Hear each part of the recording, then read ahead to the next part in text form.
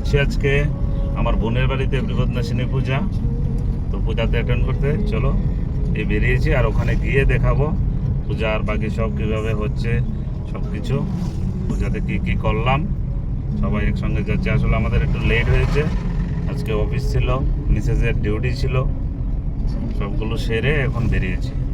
জানি না গেলে কি বলবে, জামাইবাবু তো জানি রেগে হয়ে আছে, দেখে কি আর বাকিটা সামলাবে ও। আমি একটু ম্যানেজ করে নেব, দেখি কিভাবে ম্যানেজ করা যায়। এই যে আমার মেয়ে, ও পেছনে বসতে ভালোবাসে, তাই পেছনে বসে আছে। আকাশটা খুব মেঘলা, মনে হচ্ছে বৃষ্টি পাবো, দেখি মা কি করে। বৃষ্টিটা না হলে ভালোই হবে, না হলে তো পুজোর মধ্যে বৃষ্টির মধ্যে আনন্দটাই অনেকটা কমে যাবে। তোমাদের আস্তে আস্তে ব্লগে বলেছিলাম বোনের বাড়ি যাচ্ছি, এই যে এসে পৌঁছে গেছি। চলো তোমাদেরকে দেখা মূর্তিটা দেখে আসি।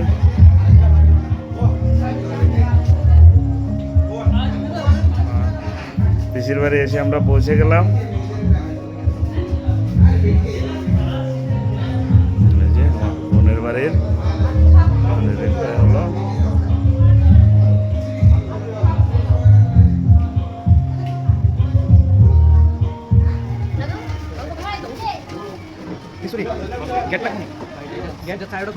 আমার গৌতম মামা খুব ব্যস্ত,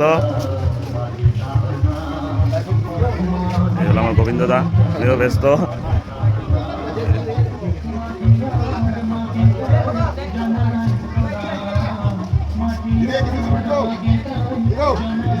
এই যে কুটু না খালি ঘুরতে আসছো, বাড়িতে পুজোতে একটু কাজ করে দিচ্ছি।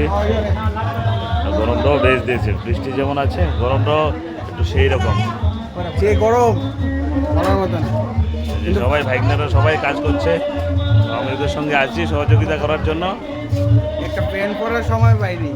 এই যে আমার বোন পুজো করেছে বলে আর এখান থেকে নামছেই না, এই দেখো। আর এই হলো জামাইবাবু। আচ্ছা, সবাই কষ্ট করতে হবে। হয়েছে পূজার পরে প্রসাদ খাওয়াটা হয়ে গেছে, পুজো হয়েছে, আর এটাতে নাচ হবে না সেটা তো হতে পারে না। চলো এখন একটু সবাই মিলে নেচে নিই, আনন্দ করে নিই, আর সঙ্গে তোমাদেরকে দেখাচ্ছি আমরা কী কী করেছি।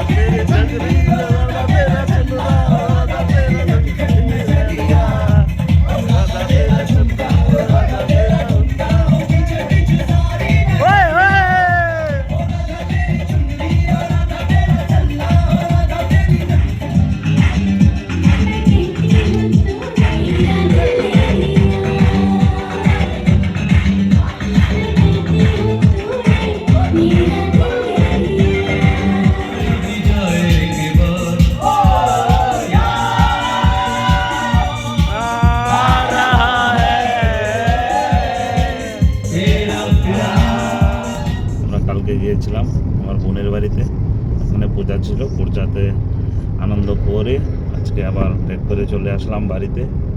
আর কিছু 5 মিনিটের মধ্যে পৌঁছে যাব বাড়িতে। যে মিসেস আর মেয়ে দুজন ঘুমাচ্ছে, কারণ সারা রাত তো ঘুম হয়নি, আনন্দ হয়েছে খুব।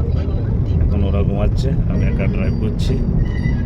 ওকে, তো আজকের ব্লগটা এই পর্যন্তই। নেক্সট আরেকটা ব্লগে দেখা হবে অন্য কোনো অনুষ্ঠানে বা অন্য কোনো নতুন জায়গা। শেষ করলাম, টাটা, বাই বাই, সবাই ভালো থেকো।